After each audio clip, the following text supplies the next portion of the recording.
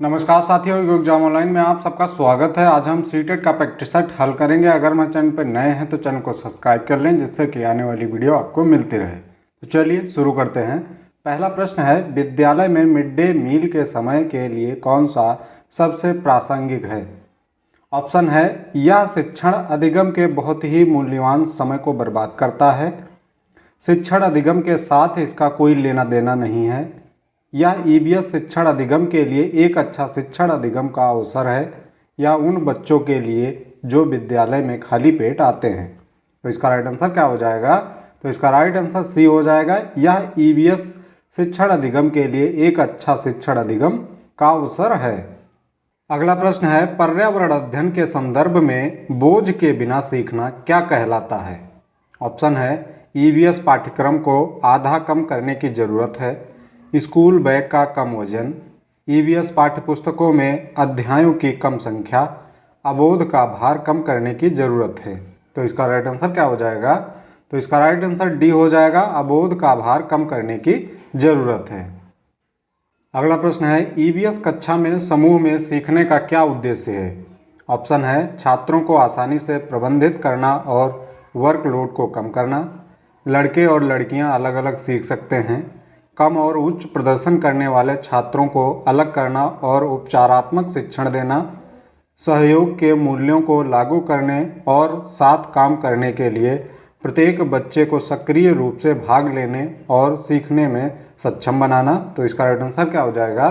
तो इसका right answer D हो जाएगा, सहयोग के मूल्यों को लागू करने और एक साथ काम करने के लिए प्रत्येक बच्चे को सक्रिय रूप से भाग लेने और सीखने में सक्षम बनाना। अगला प्रश्न है, बाला का पूरा रूप क्या है? ऑप्शन है, ब्रेल सहायता प्राप्त अधिगम आकलन, मस्तिष्क सहायता प्राप्त अधिगम असाइनमेंट, अधिगम सहायक के रूप में ब्रेड, अधिगम सहायक के रूप में बिल्डिंग। तो इसका राइट आंसर क्या हो जाएगा? तो इसका राइट आंसर डी हो जाएगा, अधिगम सहायक के रूप में बिल्डिंग।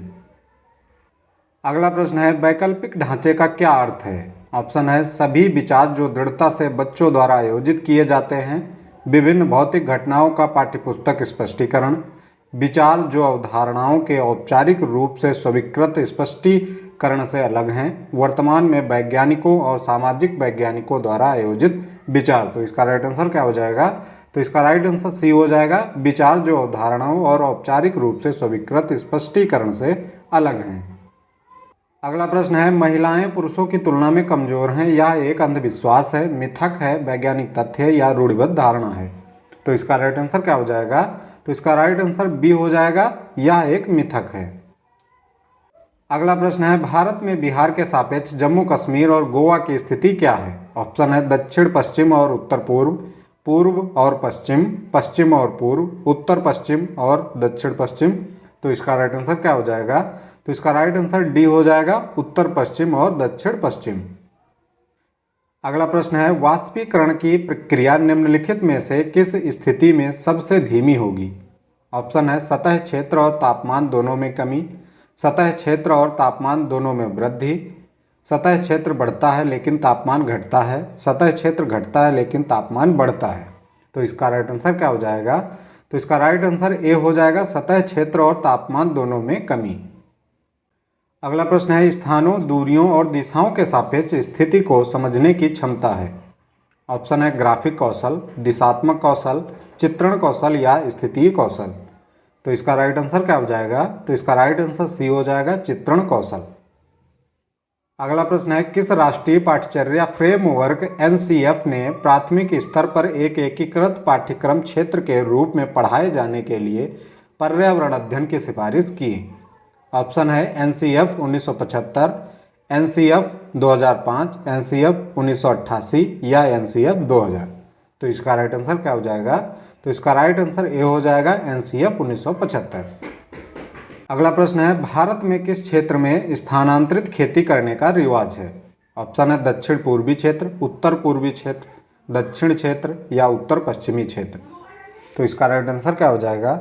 तो इसका राइट आंसर बी हो जाएगा, उत्तर पूर्वी क्षेत्र। अगला प्रश्न है, नदी बांधों से उत्पन्न जल विद्युत के लिए निम्नलिखित में से कौन सा कथन सत्य नहीं है? ऑप्शन है, बांध स्वदेशी लोगों को अपनी नदी की जीवन रेखा से अलग करते हैं, बांध टिकाऊ विकास को प्रोत्साहित करते हैं। यह पानी या हवा को प्रदूषित नहीं करता है। जल विद्युत सुविधाओं से बड़े पर्यावरण प्रभाव हो सकते हैं। तो इसका राइट आंसर क्या हो जाएगा? तो इसका राइट आंसर बी हो जाएगा, बांध टिकाऊ विकास को प्रोत्साहित करते हैं। अगला प्रश्न है, निम्नलिखित में से कौन सी ग्रीन हाउस गैस है? ऑप्शन है जल वाष्प, कार्बन डाइऑक्साइड, मीथेन या उपयुक्त सभी।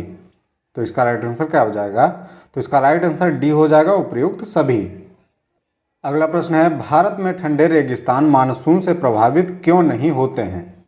ऑप्शन है ठंडे रेगिस्तान बहुत ऊंचाई पर हैं, ठंडे रेगिस्तान में गर्म गर्मियां और बेहद ठंडी सर्दियां होती हैं, ठंडे रेगिस्तान हिमालय की वृष्टि छाया में होते हैं, या ठंडे रेगिस्तान में हवा बहुत पतली कम होती है। तो इसका राइट आंसर क्या हो जाएगा? तो इसका राइट आंसर सी हो जाएगा, ठंडे रेगिस्तान हिमालय की वृष्टि छाया में होते हैं। अगला प्रश्न है, ताजमहल के पीले होने के लिए निम्नलिखित में से कौन सा जिम्मेदार है? ऑप्शन है chlorine, nitrogen dioxide, sulphur dioxide या सल्फर। तो इसका राइट आंसर क्या हो जाएगा? तो इसका राइट आंसर सी हो जाएगा, सल्फर डाइऑक्साइड। अगला प्रश्न है, गोलकोंडा किला किसने बनवाया? ऑप्शन है पल्लव राजवंश, चोल राजवंश, चालुक्य राजवंश या काकतीय राजवंश। तो इसका राइट आंसर क्या हो जाएगा? तो इसका राइट आंसर डी हो जाएगा, काकतीय राजवंश ने गोलकोंडा किला बनवाया। अगला प्रश्न है, निम्नलिखित में से कौन सी अदिश राशि है? ऑप्शन है भार, द्रव्यमान, गुरुत्वाकर्षण या संवेग। तो इसका राइट आंसर क्या हो जाएगा? तो इसका राइट आंसर बी हो जाएगा, द्रव्यमान। अगला प्रश्न है, एक ऐसी वस्तु जिसमें कोई प्रकाश किरण गुजर नहीं सकती कहलाती है? उत्तल, अपारदर्शी, पारभासी या पारदर्शी। तो इसका राइट आंसर क्या हो जाएगा? तो इसका राइट आंसर बी हो जाएगा, अपारदर्शी। अगला प्रश्न है, एक विलेय का विघटन दर किस पर निर्भर करता है? ऑप्शन है भार, दाब, तापमान या सतह क्षेत्र। तो इसका राइट आंसर क्या हो जाएगा? तो इसका राइट आंसर डी हो जाएगा, सतह क्षेत्र। एक विलेय का विघटन सतह क्षेत्र पर निर्भर करता है। अगला प्रश्न है, सुषमा चाहती है कि उसके छात्रों को पेड़ों के संरक्षण के लिए संवेदनशील बनाया जाए। निम्नलिखित में से कौन सी ऐसा करने की सबसे उपयुक्त रणनीति है? ऑप्शन है बच्चों को एक पौधे को अपनाने और पोषित करने में मदद करना, कक्षा में बहस आयोजित करना, समूह चर्चा या पोस्टर बनाना। तो इसका राइट आंसर क्या हो जाएगा?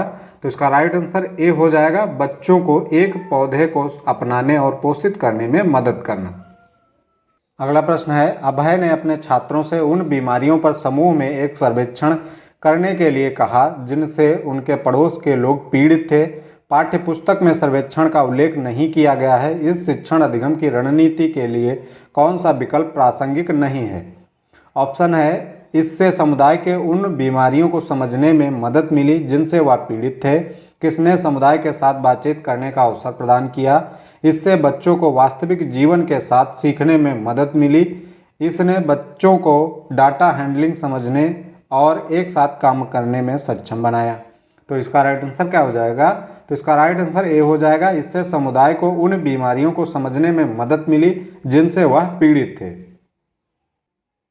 अगला प्रश्न है, समुदाय एक महत्वपूर्ण शिक्षण और अधिगम संसाधन है क्योंकि कोई भी समुदाय में उपलब्ध समस्त ज्ञान को बिना आलोचना के स्वीकार कर सकता है। यह सस्ता और सुलभ है। बुजुर्ग लोग बुद्धिमान हैं और उनके पास समय है।